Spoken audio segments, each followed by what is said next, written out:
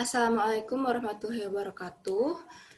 Kami merupakan kelompok 6 evaluasi pembelajaran yang beranggotakan yang pertama ada Rani Alfiani dengan NIM 1801001, lalu kemudian saya sendiri Nikia Novira Siwi dengan NIM 1805432, lalu kemudian Sherin Agustian Putri dengan NIM 1808367. Baik, untuk materi pertama sendiri akan disampaikan oleh saya. Materi pertama merupakan daftar periksa atau checklist. Daftar periksa atau checklist adalah sekumpulan tujuan pembelajaran atau indikator perkembangan. Checklist mewakili kurikulum untuk tingkat kelas. Daftar tersebut menjadi kerangka kerja untuk penilaian dan evaluasi, perencanaan pembelajaran, penyimpanan catatan, dan komunikasi dengan orang tua tentang apa saja yang diajarkan dan bagaimana kemajuan anak mereka. Maksudnya di sini dikatakan checklist mewakili kurikulum untuk tingkat kelas. Kurikulum untuk tingkat kelas itu adalah berupa RPPH atau rencana pelaksanaan pembelajaran harian atau bisa kita sebut dengan RPPH. RPPH ini harus memuat indikator pencapaian perkembangan anak yang sudah ditetapkan. Lalu penilaian checklist ini dilakukan untuk menyesuaikan apakah indikator pencapaian yang diharapkan dapat terlaksana melalui RPPH yang dirancang atau direncanakan tersebut. Selanjutnya ada program penggunaan daftar periksa atau checklist untuk penilaian informal. Yang pertama ada daftar periksa anak-anak preschool. Yang kedua, daftar periksa anak-anak usia sekolah. Dan yang ketiga, daftar periksa anak-anak yang tertunda dalam pembangunan. Jadi, teman-teman, penilaian checklist itu tidak hanya dilaksanakan di jenjang pendidikan formal saja, tetapi untuk jenjang pendidikan informal pun layak dan berhak untuk melakukan penilaian checklist. Selanjutnya, kegunaan daftar periksa atau checklist. Yang pertama, panduan untuk memahami perkembangan.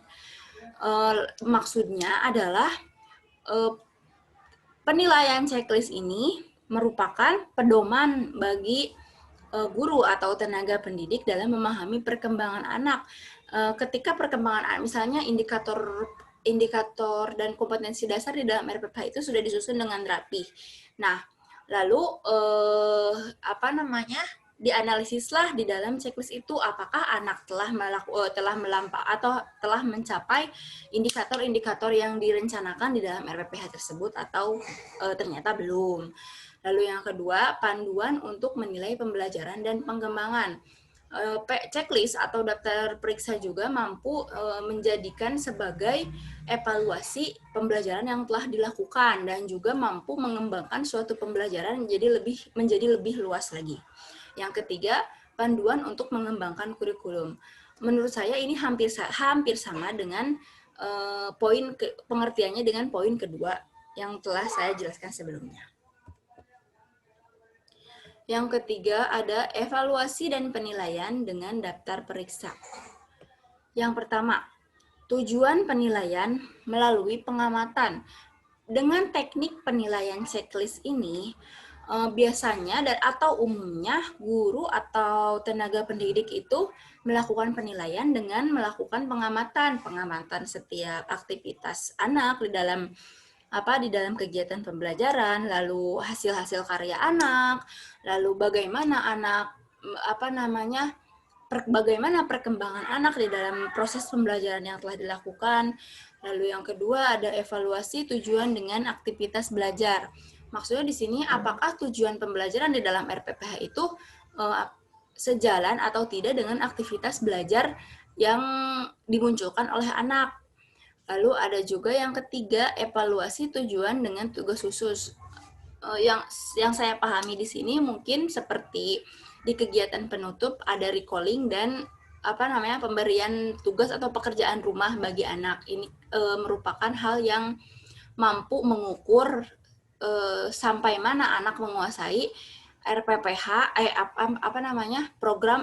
proses pembelajaran yang sebelumnya sudah dilaksanakan. Lalu selanjutnya ada merancang daftar periksa atau checklist tadi. Langkah-langkahnya adalah yang pertama, identifikasi keterampilan yang akan dimasukkan. Nah, kita tidak bisa sembarangan memasukkan indikator ke dalam RPPH. Harus diidentifikasi dulu apa saja indikator apa saja yang memungkinkan untuk dicapai oleh anak di dalam RPPH tersebut. Yang kedua, ada daftar perilaku target yang terpisah. Lalu yang ketiga, ada organisasi daftar periksa yang berurutan. Jadi di dalam format daftar penilaian checklist itu harus berurutan, tidak boleh acak, misalnya dari kompetensi dasar 1.1, lalu kemudian 2.1 dan seterusnya. Yang keempat, ada pencatatan. Selanjutnya ini sedikit contoh mengenai daftar checklist tadi atau daftar teknik penilaian checklist. Lalu ada kekuatan serta kelemahan daftar periksa atau tabel checklist. Yang pertama, kekuatan. Fleksibel dan dapat digunakan dengan berbagai strategi penilaian. Memang kebanyakan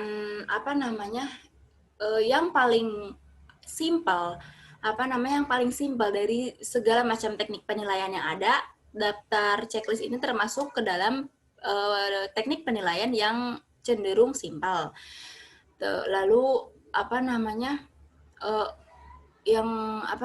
sesuai dengan kompetensi guru.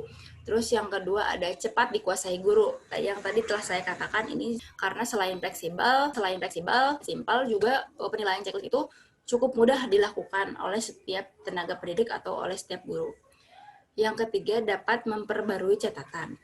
Lalu ada juga kelemahannya. Yang pertama, daftar periksa dapat memakan waktu lama. Mungkin dikatakan dapat memakan waktu lama di sini karena kan harus mengamati anak secara satu persatu. Kan checklist itu tidak bisa menggabungkan satu kelas misalnya dinilai dalam satu tabel checklist atau misalnya satu kelompok digabungkan dalam satu checklist. Menurut saya itu tidak akan efektif. Jadi teknik penilaian checklist itu harus dilakukan terhadap anak secara satu persatu dan itu mungkin memang memakan waktu. Lalu sulit menyesuaikan perilaku pengajaran dan evaluasi untuk memasukkan daftar periksa.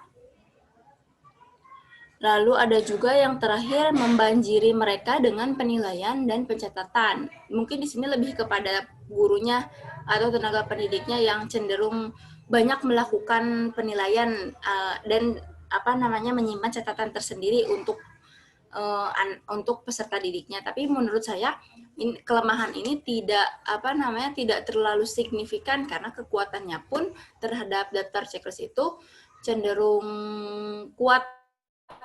Terima kasih. Baik, bismillahirrahmanirrahim.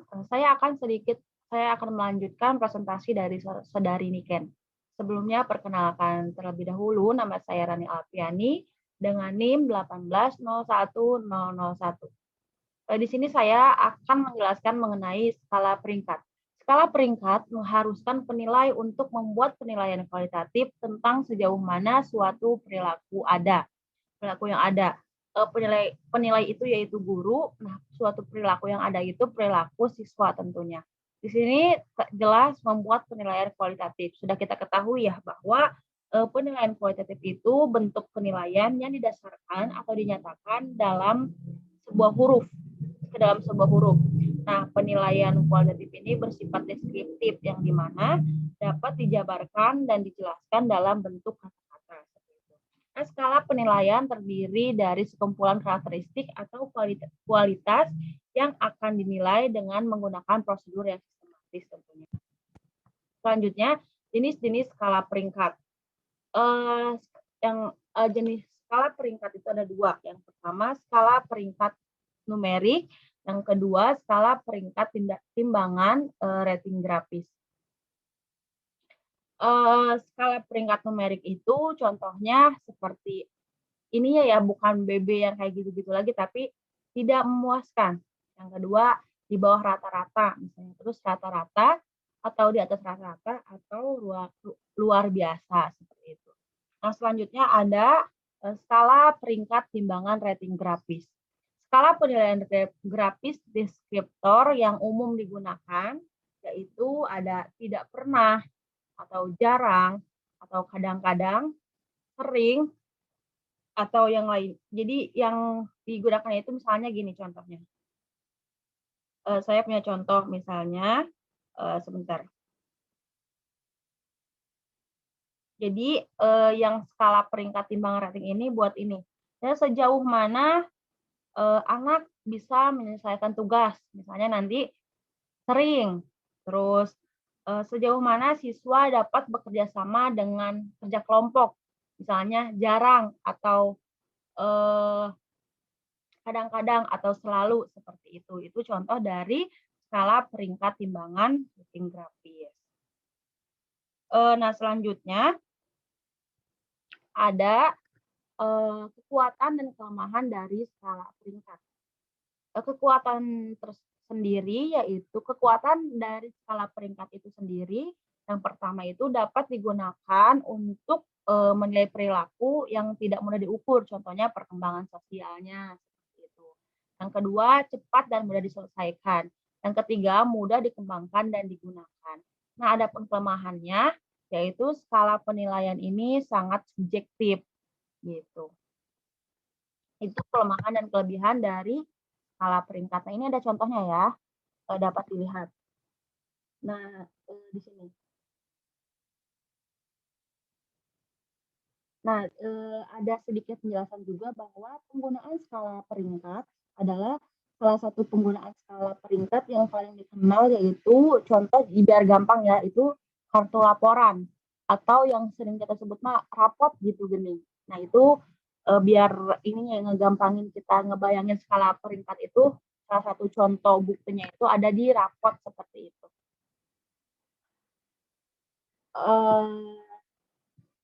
Jadi seperti perilaku-perilaku di kelas atau kerapihan atau kebiasaan siswa kan ada yang seringnya tertata di dalam rapot. Nah, itu salah satu contohnya seperti itu.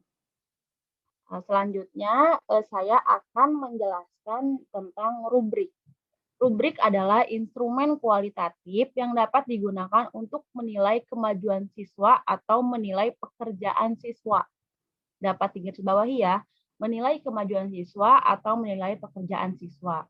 Menurut Wiggins, mendefinisikan rubrik yaitu rubrik adalah seperangkat pedoman tercetak yang membedakan kinerja atau produk dengan kualitas berbeda.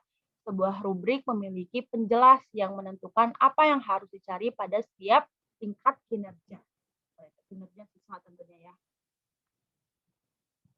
Nah, selanjutnya rubrik dapat digunakan oleh guru dan siswa untuk memandu upaya siswa sebelum menyelesaikan tugas atau produk. Nah, di sini ada jenis-jenis rubrik. Ada 3 jenis rubrik. Yang pertama itu ada holistis, ada analisis, dan ada perkembangan. Nah, saya akan menjelaskan satu jenis rubrik aja, yaitu rubrik holistis. Rubrik holistis yaitu jenis rubrik ini memberikan skor tunggal untuk kinerja siswa secara keseluruhan. Rubrik-rubrik ini biasanya memiliki label kompetensi yang menentukan tingkat kekuatan. Terdapat sejumlah indikator untuk menggambarkan kualitas pekerjaan atau performance pada setiap levelnya. Baik, sekian yang dapat saya sampaikan. Selanjutnya akan disampaikan oleh rekan saya yaitu Sherin. Kepada Sherin dipersilahkan. Terima kasih. Saya Sherin Agustian Putri dengan NIM 1808367 akan melanjutkan presentasi mengenai rubrik analitis. Nah, jadi teman-teman, kita akan mengenali tentang rubrik analitis itu apa sih? Nah, yang dimaksud dengan rubrik analitis merupakan salah satu opsi dalam melakukan penilaian terhadap perkembangan anak usia dini. Nah, di rubrik analitis ini merupakan sebuah rubrik analitik yang menggambarkan dan menilai setiap atribut tugas secara terpisah menggunakan deskriptor terbatas untuk setiap atribut, menggunakan skala yang bisa sempit dan luas, dan memungkinkan untuk umpan balik diagnostik tertentu. Nah, jadi ciri khas yang sangat unik gitu dari rubrik analitis ini dibandingkan penilaian-penilaian yang lain itu ada pada atribut tugas yang terpisah. Nah, maksudnya gimana? Jadi dalam penilaian rubrik analitis ini, misalkan ya, dalam sehari itu siswa ketika melakukan kegiatan pembelajaran diberikan 3 tugas misalnya. Ada tugas untuk berliterasi, membaca, atau ada tugas untuk bercerita, yang kedua ya tugas kedua, lalu tugas ketiga itu ada tugas mewarnai. Nah, jadi dari format rubrik analitis ini, dalam penilaian ketiga ini itu dipisah gitu tabelnya, tidak dalam satu tabel yang digabungkan, tapi tabelnya itu dipisah masing-masing. Jadi untuk format penilaian rubrik penilaian literatur siswa itu ada tabelnya tersendiri, begitu juga penilaian bercerita dan penilaian mewarnai. Nah, setelah itu dari masing-masing tabel ini, dari contohnya rubrik literatur tadi ya, nah itu tuh nanti akan ada deskripsinya gitu, deskripsi yang di situ diperoleh dari kemajuan atau hambatan siswa saat belajar. Nah, deskripsinya contohnya misalnya dari tabel literatur ya. Dari tabel literatur ada deskripsi siswa yang dia sudah tertarik gitu ya untuk membaca, sudah bisa mengambil atau memilih mana buku yang ingin dia baca. Lalu deskripsi lainnya, misalnya ada siswa yang sudah berkembang lagi gitu ya literaturnya, dia senang sekali ternyata datang ke perpustakaan gitu, di intensitas dia datang ke perpustakaan itu sering gitu ya.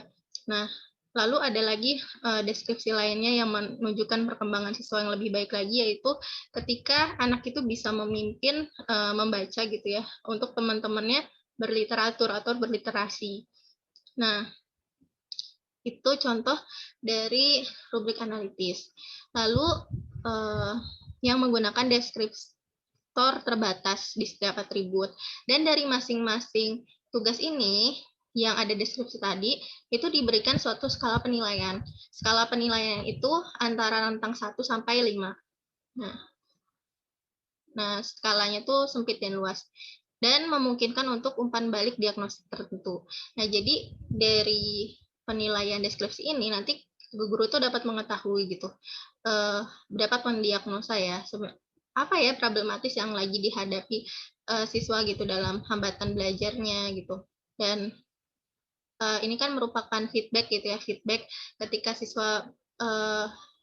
siswa mengerjakan tugas, kita memberikan umpan balik itu berupa penilaian. Nah, lalu selanjutnya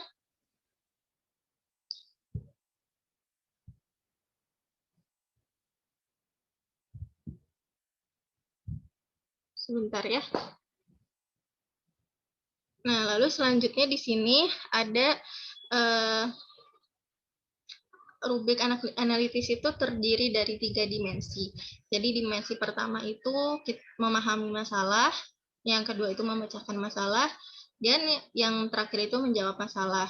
Jadi misalnya katakanlah apa ya, ketika kita akan menilai seorang siswa dan misalnya dia ada hambatan di belajarnya, maka kan kita harus cari tahu dulu ya, apa ya masalahnya yang bikin dia itu terhambat gitu. Kita memahami masalahnya.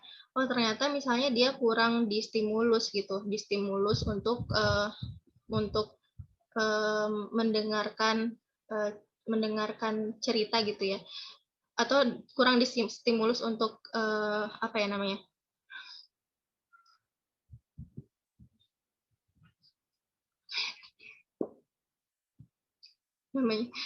kurang misalnya anak kurang distimulus untuk berbicara. Nah, itu kan ada kelemahan verbal di situ kan. Nah, kita harus tahu dulu ketika anak itu sulit bicara, berarti ada kelemahan di verbalnya. Nah, cara memecahkan masalahnya berarti anak itu harus sering-sering untuk diajak ngobrol gitu. Sering-sering diajak untuk mendengarkan cerita, atau misalnya dengan bernyanyi gitu, yang itu sedikit demi sedikit itu akan mengembangkan kemampuan secara verbal anak gitu. Nah, solusi memecahkannya itu. Nah, dengan hal itu, dengan pemecahan masalah ini, maka akan menjawab masalah anak gitu. Masalah anak itu dapat terselesaikan ya, yang asalnya lemah verbalnya terus berubah gitu. Berubah menjadi apa ya? Punya kemampuan verbal yang baik. Nah, contohnya seperti itu. Lalu ada rubrik perkembangan. Nah, rubrik perkembangan ini dirancang untuk melayani sebagian besar siswa atau untuk menjangkau beberapa tingkatan kelas. Tujuannya adalah untuk meninggalkan penguasaan keterampilan pada tingkat kelas tertentu. Nah, jadi ini bedanya rubrik analitik dengan rubrik perkembangan itu. Kalau rubrik analitik kan itu dilakukannya secara personal ya, secara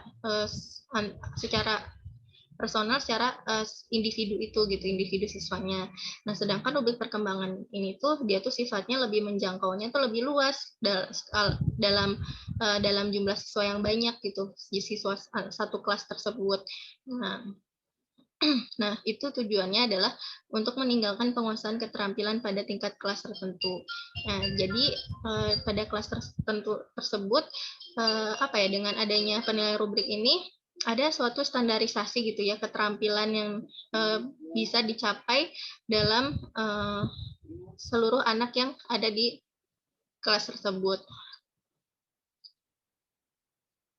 Lalu selanjutnya perancangan dan penggunaan rubrik. Ini ada secara holistik, secara analitik, dan secara perkembangan.